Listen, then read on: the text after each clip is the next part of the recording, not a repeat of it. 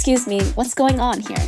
Daniel's building expert AI avatars, basically a virtual think tank inside his laptop. But does it really work? And why are we all going a little crazy? Can AI help you make consistently better decisions?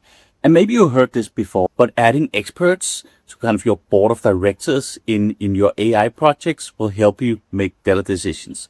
But I want to test if this is true. For example, if you want better financial decisions, does it help to add Warren Buffett as an expert in your AI board of directors? Is it all hype, or does it actually help the level of advice? That is what I'm going to test today. Imagine you've just inherited $1 million. You want to invest it for the next 10 years. First, we'll ask Warren Buffett's AI avatar, one of the most respected long-term investors of all time. He's known for patience, simplicity, and buying great businesses at fair prices, but not for chasing trends like crypto or high-risk tech. So what would Buffett's AI avatar say if he didn't know anything about your personal situation? And how would his advice change once he does? Then we'll run the exact same test with Cathie Wood's AI avatar, the CEO of ARK Invest, famous for bold bets on innovation, Tesla, AI, robotics, and cryptocurrencies. She's the opposite type of investor, high conviction, high volatility, and focused on exponential growth. Finally, we'll compare both results with what ChatGPT would recommend without any personality applied, pure data-driven logic. This experiment shows how different philosophies, Buffett's disciplined value investing versus Wood's disruptive innovation, can lead to completely different portfolios. Quick note, this is not financial advice, it's a test to see how well AI can channel the mindset of two legendary investors. Follow along, and if you want to try this yourself, you can even download the Buffett and Cathie Wood advisor files and build your own AI investment board. So, what happens when you let Buffett and Wood guide your million-dollar decision? Let's find out. To build the investor persona, we follow 4 clear steps. Step 1. We ask ChatGPT to create a custom agent prompt that scrapes all publicly available information about the investor, in this case, Warren Buffett.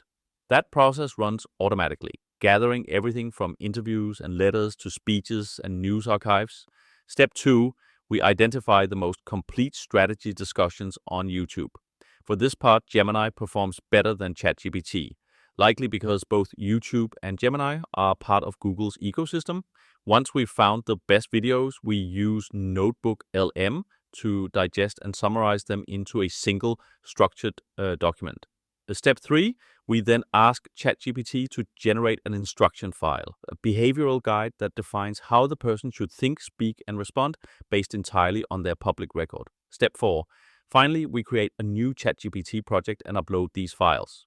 The research data, the summarized strategy, and the instruction guide. Together, they form a digital version of the investor's decision-making logic. And just to be clear, this isn't the real Warren Buffett. The insights come from verified public sources. So while the advice can differ, it reflects his authentic, documented approach to investing. Now we did exactly the same process for Cathie Wood of ARK Invest, but the real question is, did it actually make ChatGPT smarter, or are we just feeding it hype? Let's find out. First up, I asked ChatGPT how it would invest $1 million inheritance with zero context. Here's what happened next. Honestly, it did pretty good. A bit generic, sure, but solid, sensible, average advice. The kind most people should probably follow. But now let's see what happens when we feed it my master plan, my real situation, goals, and time horizon. And by the way, if you want to make your own, you can download the master plan interview in the description. When I first asked ChatGPT for investment advice, it gave a good general answer, something solid but quite standard. But once I added my personal context from the master plan, the advice changed completely. It suddenly made sense for me, my goals, lifestyle, and timeline. The recommendations became far more practical and usable because they were now tailored to my actual situation, not just a generic scenario. That's the real value of adding personal context, turns decent advice into something genuinely actionable. When the Warren Buffett project folder is applied, the advice changes in a few key ways compared to the generic ChatGPT version. The general advice assumes you invest the full $1 million right away, mostly into index funds, and then leave it untouched for 10 years. It's fully invested, passive, and doesn't emphasize timing or cash management. The Buffett-based version, however, adds patience and flexibility. It suggests investing gradually over about 12 months instead of all at once, reducing the risk of entering the market at a peak. It also advises keeping a portion in cash or short-term treasuries, not as dead money, but as dry powder for future opportunities. So instead of being fully deployed from day one, your capital is partly working and partly waiting, ready to be used when markets fall or when something truly undervalued appears. The Buffett advisor adjusted my personal plan by focusing more on flexibility and preservation. Instead of investing everything at once, it spreads the investments over a year and keeps extra liquidity for opportunities. It also tilts part of the portfolio toward areas I understand, like AI and innovation, while maintaining a strong long-term core in global index funds. In short, it fits my independence, global lifestyle. Now, let's look at the advice from Cathie Wood. Her approach is very different from traditional strategies, including Warren Buffett's. While Buffett focuses on slow, steady compounding and broad diversification, Cathie Wood aims for much higher long-term growth, potentially a tenfold return over the next decade. She builds her strategy around disruptive innovation, investing in areas like artificial intelligence, robotics, genomics, energy storage, and blockchain. This is a high conviction approach with a smaller safety buffer and a much higher tolerance for volatility. The potential rewards are far greater, but so are the risks, and unlike Buffett, who often emphasizes patience and gradual entry, Cathie's strategy typically assumes you're fully invested from the start, ready to let innovation compound over time. So, while both paths look toward the future, they represent two completely different mindsets. One centered on stability and preservation, the other on conviction and transformation. Even though Cathie Wood has a very specific investment strategy focused on disruptive innovation, she actually customized it for my situation.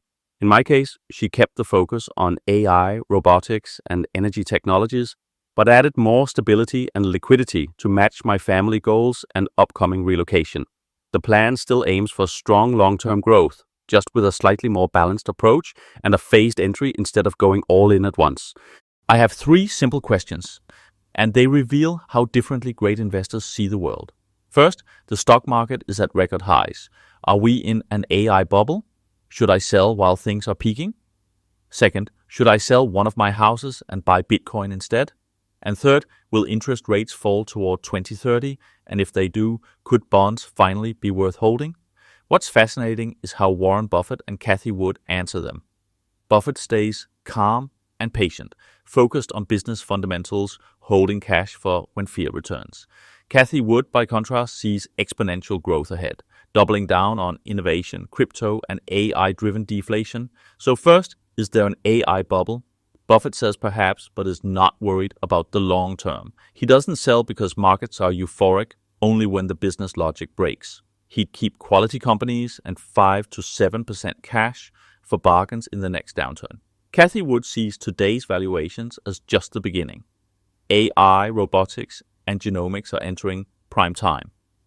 Selling now, she'd say, means missing the next tenfold run. Next, should I sell a house and invest in Bitcoin?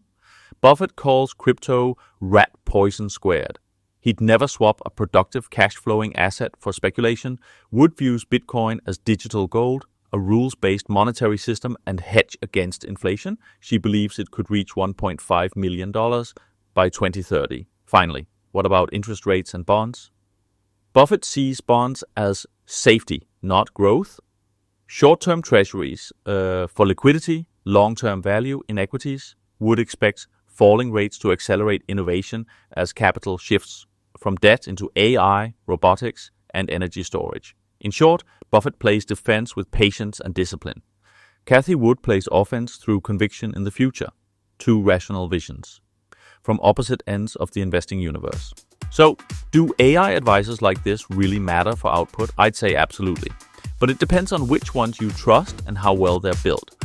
Remember, the real value comes from how you design them. You'll find a full guide in the description that walks you through building your own AI systems the right way. And if you'd like to go deeper, just click the video on the right. It's all about how to make smarter decisions with AI. Thanks for watching, and I'll see you in the next one.